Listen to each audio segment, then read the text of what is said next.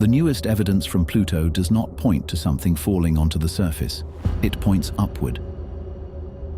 Inside the northern edge of Pluto's enormous heart-shaped glacier, scientists have identified dark patterns that may have formed when liquid nitrogen rose from beneath the ice, spread across the surface, and froze again. Yet scientists must tread carefully with this description. NASA has not watched a nitrogen eruption happen.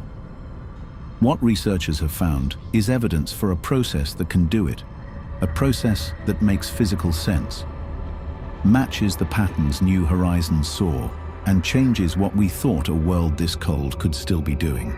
Pluto is not a frozen relic at the edge of the solar system. Something may still be trying to reach the surface.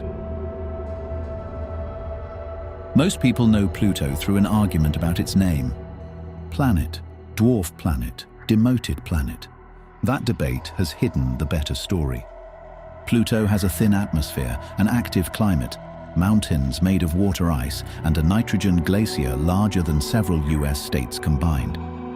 Its surface does not simply preserve the past.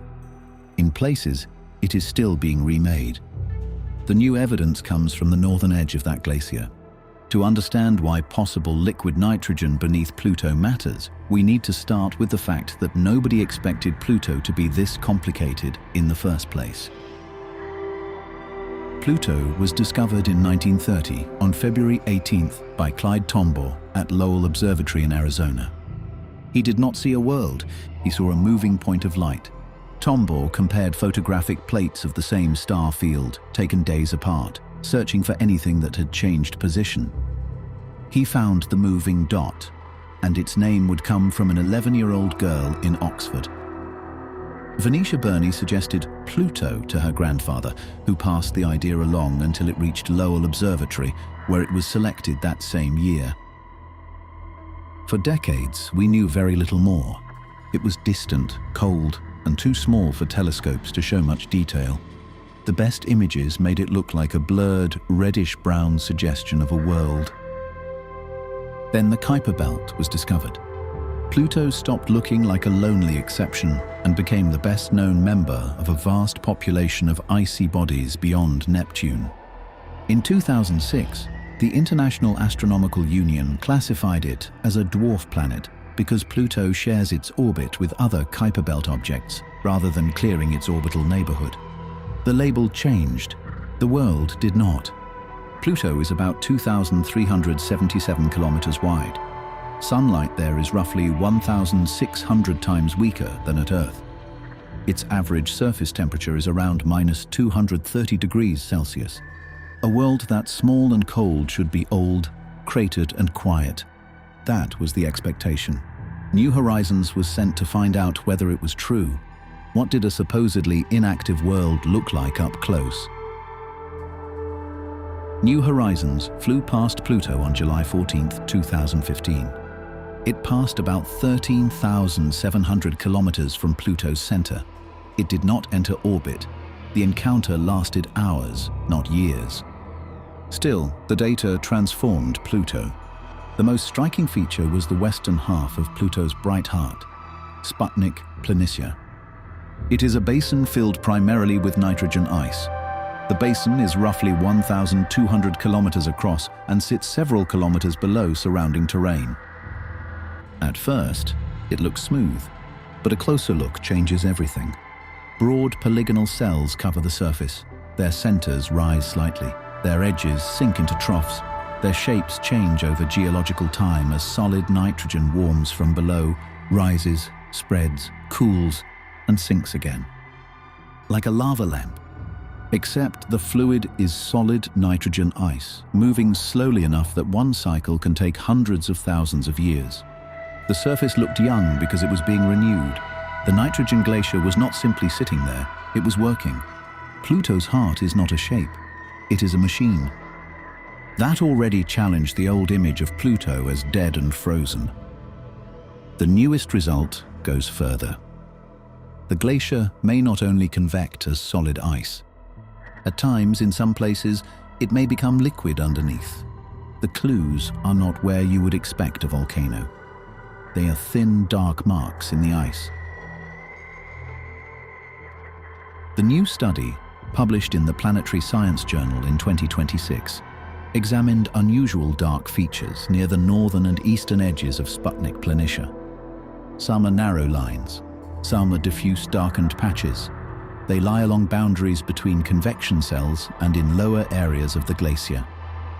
Earlier work interpreted many of these patterns as flow lines in solid nitrogen ice, or as surface traces of uneven terrain beneath the glacier.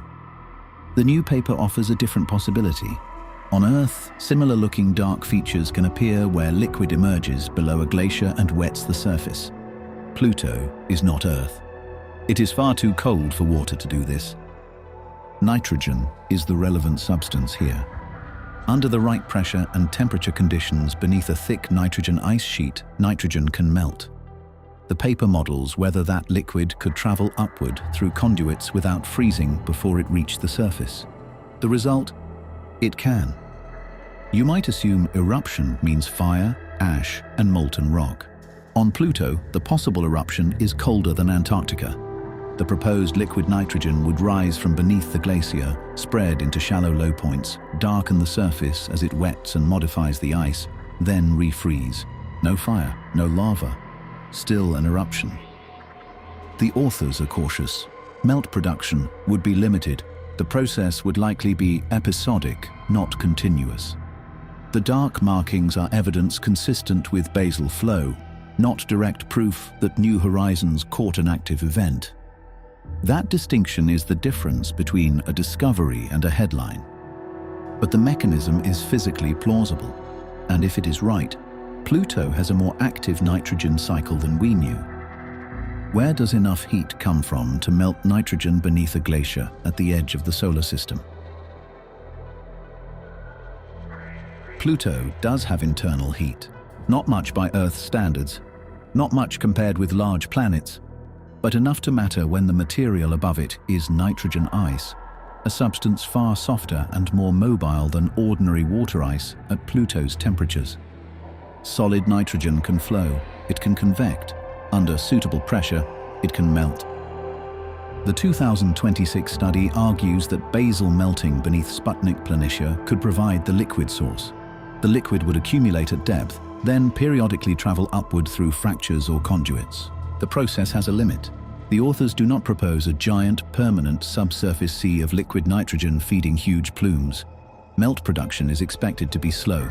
Eruptions, if they occur, should be occasional and local. The scale of these events is minimal. Yet, this is still a major revision. A dwarf planet once expected to be a static archive of early solar system material may have a glacier capable of cycling between solid and liquid states at its base. The cold did not stop Pluto's geology. It changed its chemistry. There is another implication. Sputnik Planitia's striking position, close to the Pluto-Charon tidal axis, has led many scientists to ask whether something deeper than a nitrogen glacier is shaping the basin. Possibly an ocean, possibly something else. Sputnik Planitia is not merely a surface feature. It is a gravitational puzzle. One influential explanation proposes that Pluto has, or once had, a subsurface ocean beneath its ice shell. A buried ocean could help explain why Sputnik Planitia reoriented toward the Pluto-Charon axis and stayed there. Pluto's tectonic features support the possibility that it formed relatively warm and developed an ocean early in its history. That is not the only credible explanation. In 2024, another team modeled an alternative. The impact that created Sputnik Planitia may have left behind part of a dense rocky impactor beneath the basin. That buried mass, a mascon, could help explain the basin's shape and alignment without requiring an ocean. Two serious models, one heart-shaped basin, neither has won. The ocean is plausible, it is not proven. That uncertainty makes the possible nitrogen flow more interesting, not less.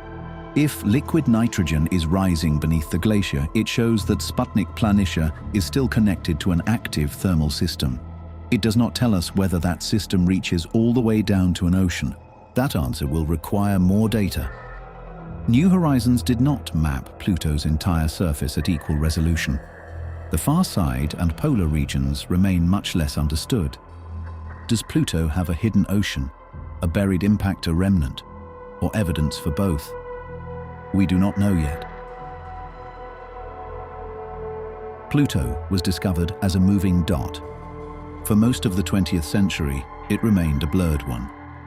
New Horizons showed us a world with a nitrogen glacier, a real atmosphere, high-altitude haze, flowing ice, young terrain, and mountains made from water ice. The new nitrogen flow model adds another possibility. Beneath its famous heart, liquid may sometimes rise toward the surface. Not lava, not water, liquid nitrogen, moving through a frozen glacier on a world illuminated by a sun 1,600 times weaker than ours. At the start, the heart looked familiar. Look again. Those dark lines are not decoration. They may be the last visible trace of something that came from below. Pluto's heart may be cold enough to freeze breath and active enough to erupt. The real surprise is not that Pluto changed its label. It is that Pluto never stopped changing itself. If you enjoyed exploring Pluto with us today and want to help our channel grow, please consider subscribing. A simple like, share, or comment means the world to us and genuinely helps us keep making these deep dives into space. Thank you so much for watching. Never stop wondering what else is out there. Stay curious, and we'll see you on the next journey.